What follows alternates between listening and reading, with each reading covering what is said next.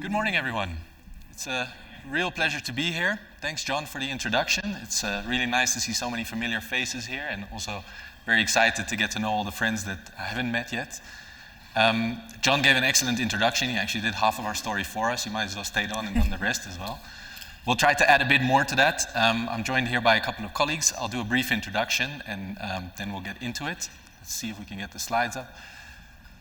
We'll be talking to you today about the Airport Agri-Hub. We'll be telling you a story about how we can unlock the potential of real estate for airports and the role of the agricultural sector and air cargo that it can play in that. It'll be a story that's built up by data and supported by case studies. It's not something that we just made up. As I said, I'm joined by my two colleagues. My name is Marcel Langeslag. Nelly, Alandou. And I'm Asmeeta Sharma. We're all working for NACO, Netherlands Airport Consultants. We're a one-stop shop for aviation, as we like to call ourselves. We consult to airports, airlines, governments, investors worldwide. We've been doing so for many years. We've worked at hundreds of airports all around the world, including many airports in Africa, some of the largest hubs to the smallest airstrips. We like to bring the global expertise and deliver it locally to find the solutions that work for every airport, because every airport and every situation is unique.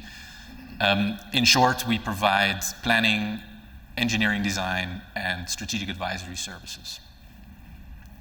So the story today will be of three parts. The first part, I will take you through why we should be interested in airport real estate. Why should we care about it? Why are we here today? And why is this a topic that's on the agenda?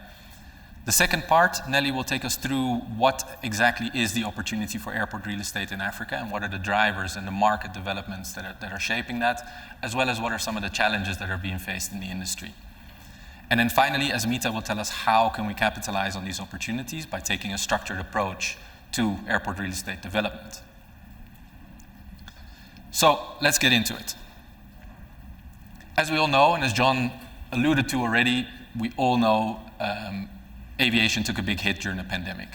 Air traffic dropped overnight. Flights were grounded, travel restrictions imposed. It was terrible. We don't have to dwell on that much longer. What this slide illustrates is that we are recovering very well. Globally, domestic passenger traffic is very close to recovery, very close to pre-pandemic 2019 levels, and international traffic is not lagging far behind. When we look at the African continent, we see a slightly more divergent pattern.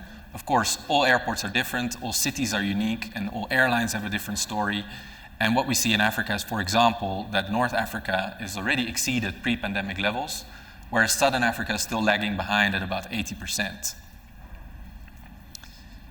As the passenger numbers and flight numbers dropped overnight, obviously revenues also dropped.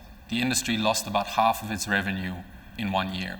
Now that's a massive shock for even the biggest and the healthiest companies, let alone some of the smaller and more vulnerable companies in the industry. So there is clearly a very direct link between passenger traffic and airport revenues. But when we look at these revenues a little bit more in detail, we see that different revenues behave differently during this shock. So aeronautical revenues were obviously hit the hardest and dropped the most, whereas non-aeronautical revenues performed slightly better. And there are certain revenue streams that airports have that are not so strongly linked to passenger traffic or so strongly linked to the flights themselves. For example, real estate. And even though it dropped, it didn't drop quite as fast as, or quite as far as the other revenue streams. As many of us know, African airports rely heavily on aeronautical income to about 2/3 of total income, and only about 1/3 or slightly less than 1/3 is non-aeronautical revenue. This is something that we've known for a long time, and we know that there's a lot of room for growth there, and we know that there's a need for these airports to grow that segment of their revenues to become more profitable, more robust, and to diversify. When we look inside these non-aeronautical revenues, we see that real estate specifically makes up on average about 7%. And this number is probably held up by a few large airports in the continent that have a relatively big portfolio of real estate, meaning that a lot of other airports actually have even smaller percentage of revenue coming from real estate. So again, a huge opportunity for growth here, and also a very, very compelling reason to grow. Because as we saw, these revenues are more resilient than the other revenues in the case of a downturn. But also they tend to grow much faster than passenger traffic. So this is an extract from the white paper that John referred to, and if you haven't read it, we'd be happy to send you a copy. But what the graph on the left illustrates is that for a selection of airports that we looked at for which the data was available, the real estate revenue grew significantly faster than passenger traffic. So not only is it more resilient, it also grows faster. So here's a really, really compelling reason for airports to look at real estate development. One of the interesting megatrends that's also driving this interest in real estate, and I'm sure this also doesn't come to a surprise many people here in the audience, Africa is home to the world's youngest and fastest growing population. By 2050, the urban population on the continent will double. 57% of the people will live in cities, and there will be more than 30 cities with more than 5 million people, and more than 10 cities with more than 10 million people. And all of these people moving to cities are moving there in search of economic opportunities. So these cities need infrastructure, they need facilities, they need to be able to house their population, to feed their population, they need employment opportunities for all these people moving to cities. Of course, creating a huge demand for real estate. Now, we're not saying that all of this real estate and all of this development has to happen at your airport, or that you have to invest in all of this yourself. But airports do have a big role to play. Airports are catalysts for economic activity, and they can stimulate growth in their region, and they can attract investment in their region. They often have a unique position, being located close to cities and close to transport links, and they also often have a lot of land available, which again positions them very well for real estate development. So when we look at airport real estate development, we can identify 4 spheres of influence of how an airport might look at real estate development. The first being the most obvious, what we call off-terminal. It's the obvious location right by your terminal, benefiting of all the passengers going in and out of there every day. The second one is still on your airport, but other locations on your airport site, where businesses that benefit from being on an airport or that need to be on an airport for their operations might want to be positioned. Then off airport, there are businesses that find it convenient or that really rely on being close to an airport, or that simply want to be close to all of that economic activity. So those are the outer spheres of influence. The Aerotropolis concept, many of you may have heard of it. It's simply an approach to urban planning that centers around an airport. And it looks at urban development in the widest sense. The airport city concept is a little bit closer to home, a little bit closer to the airport. It looks at specific zones, either on the airport property or directly adjacent to it, which then houses specific clusters and specific real estate developments. Now, these concepts, Aerotropolis and Airport City, they're often seen or often believed to be applicable only to the large airports. We all know the stories of the big global mega hubs that have big airport cities, that have big Aerotropolis developments. But in fact, it's applicable to all airports. Because what airport real estate really is simply the practice of developing facilities on or around your airport for non-aeronautical purposes. And that's something that every airport can do, no matter how big, no matter where you are. And in fact, we believe it's something that every airport should be doing. So what that might look like, if we put it into a picture, you see an airport with real estate blocks in different locations, located in the different spheres of influence. And this is how, as an airport, you might approach these real estate developments in terms of planning what goes where. What goes where is an important question, but perhaps the first thing is what needs to be developed. And what you see here is an example of a clustering approach, which looks at bringing together businesses in the same economic cluster, the same type of activities that want to be located close to each other. This approach is very important to the further what and how to develop real estate, and that's where my colleagues will take over and tell you more about that. So over to you, Nelly. Thank you, Marcel. So I'm going to take you through why AgriHub, why agri-centered real estate is an opportunity for airports, by walking through some of the elements and the drivers affecting the market and the continent. So looking over the last 20 years, what we can see is that overall Cargo has been growing quite fast on the continent with a growth rate around 4%, the 4 to 5% range.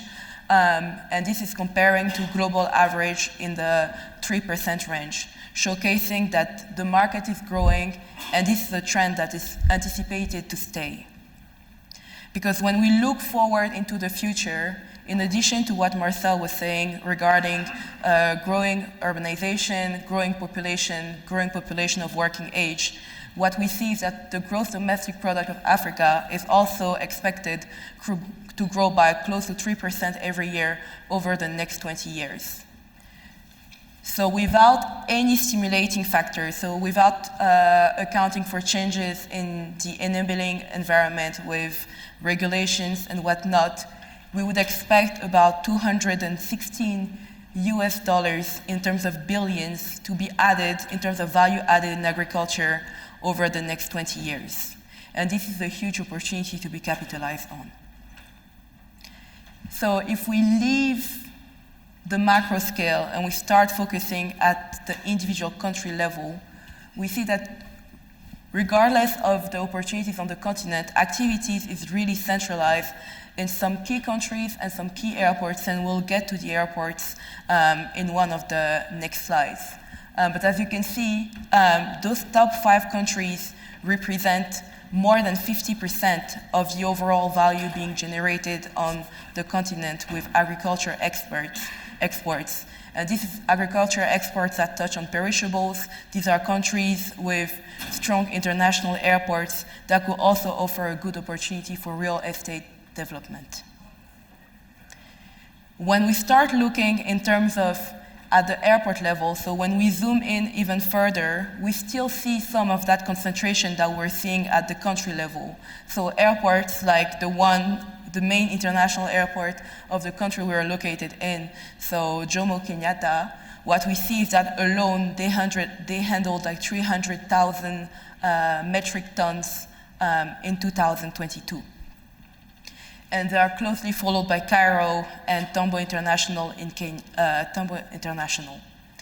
There are also some airports from West Africa present in that top 10, but we see that there are still huge differences across the region on the continent. So zooming further into the largest airport in terms of agricultural exports and cargo, if we look at Kenya, we see that for Kenya specifically, agriculture represents a significant part of the overall GDP, I think about 25%. And then in terms of workforce, about 70% of the workforce works in agriculture. And the growth over the last 20 years is a strong growth with a strong reliance on those agricultural elements. And part of the contributing factors is addressing some of the key challenges that other airports and other countries in the continent face.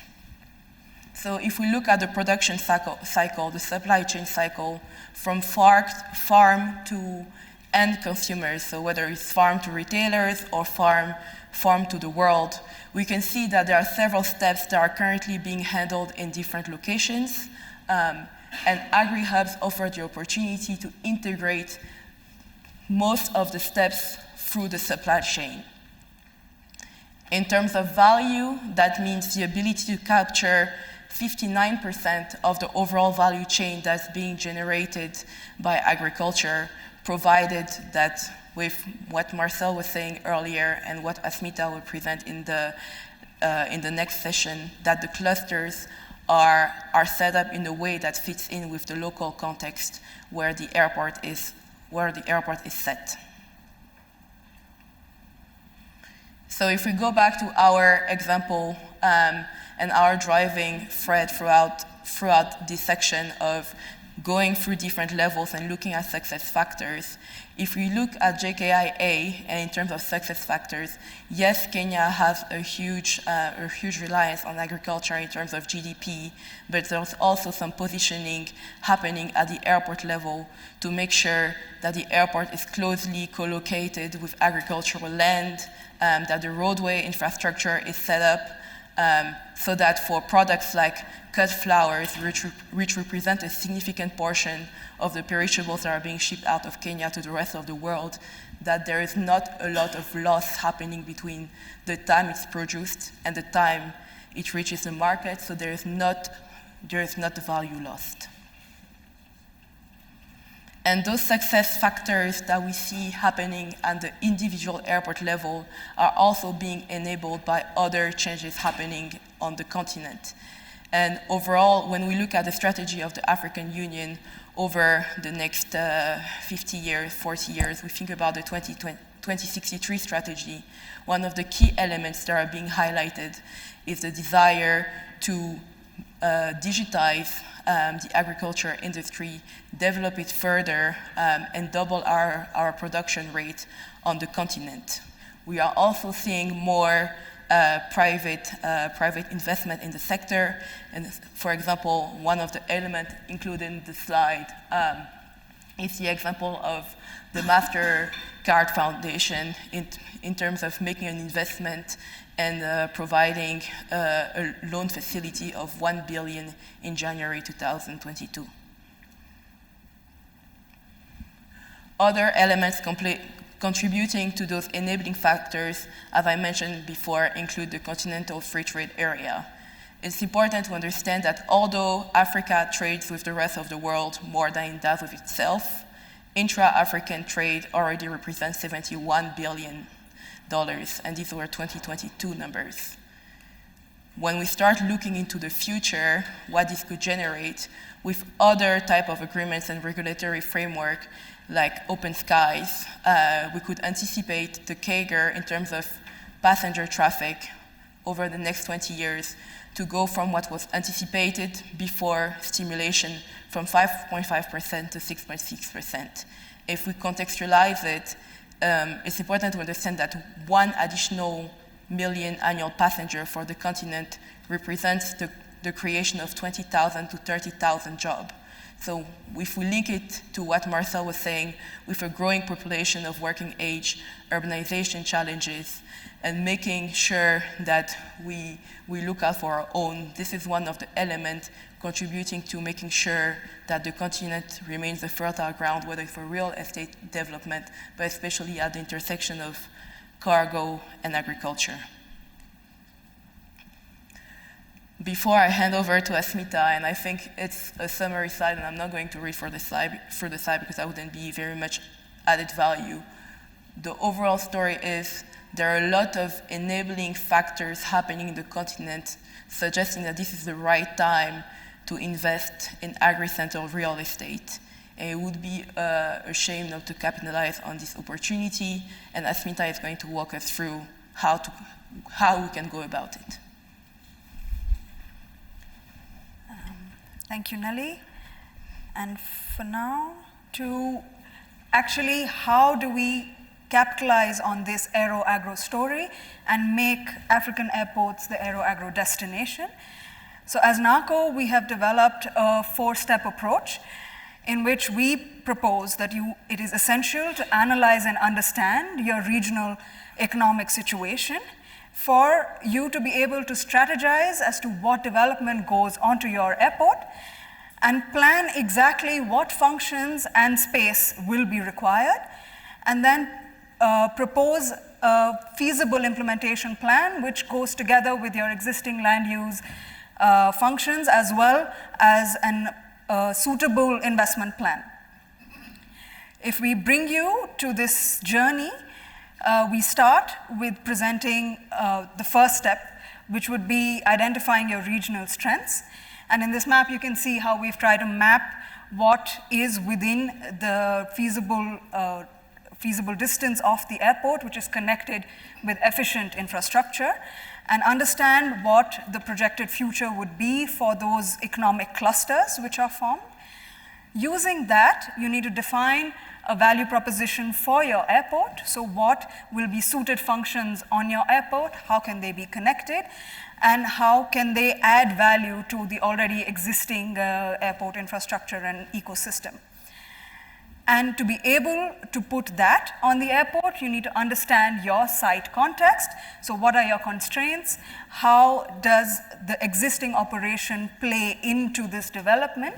And so that you can avoid that the development is planned to according to the current operations, basically. And from that, we take you to a strategy position, because you have to strategize on how your development can actually take place. And for that, you need to identify all your relevant and critical stakeholders. And as an example, we have tried to map, but it is important to know that each airport will have its own unique situation and unique stakeholder group. It's important to understand which stakeholders have the right interests and the power to drive the development that you are proposing.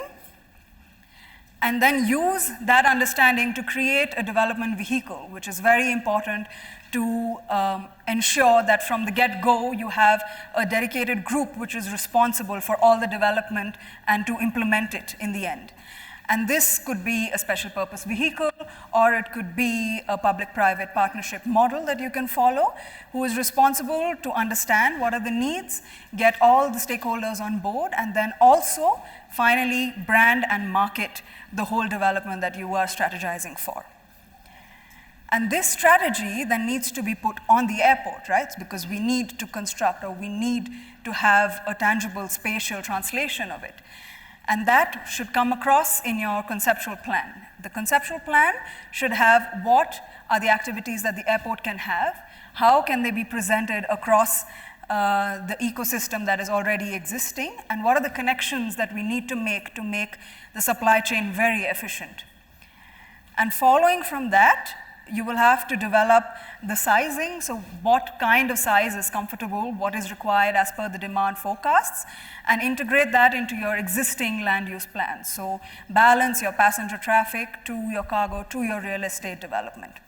And what is most important here is to phase it, and phase it by being realistic and being selective.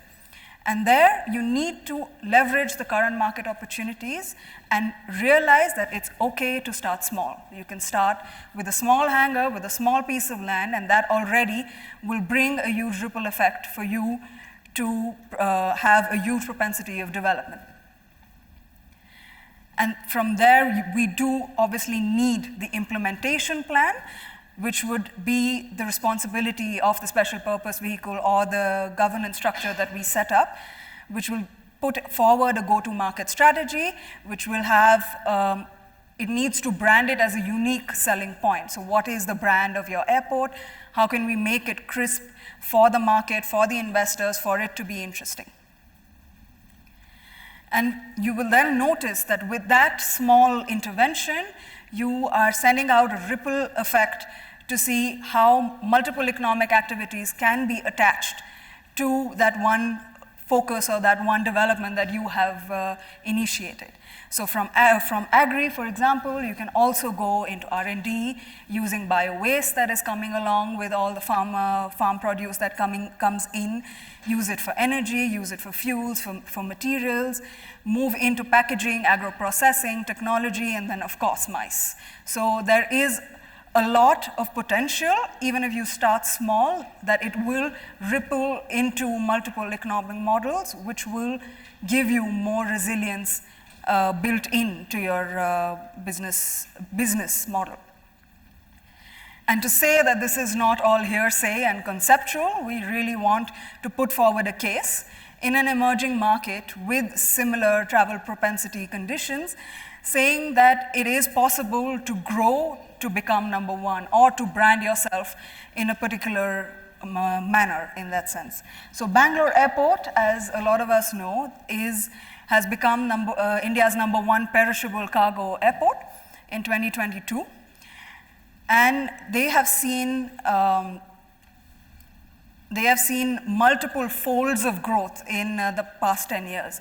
So starting from a single runway airport with 3.6 million annual passenger capacity, the traffic was driven by the city growth, the urbanization of Bangalore and the economic sectors that have flourished in it, to drive the growth to a greenfield, to having a greenfield airport, and today to have a 33 million annual passenger strong airport.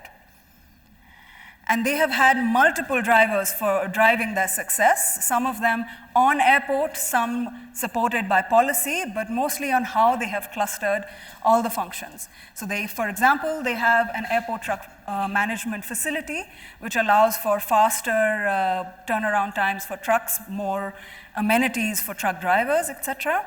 They have dedicated, customized cold storage facilities, multiple partnerships with providers, express cargo facilities, and partnerships with the government to have regional infrastructure development, as well as dedicated logistics corridors which are managed by the airport themselves.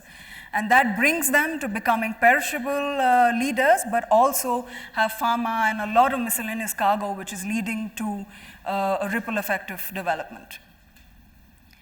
And when you see that they are handling 41% of India's perishable tonnage, with the top international destinations as their clients in that sense, is that they promise a 24-hour harvest to destination timeline.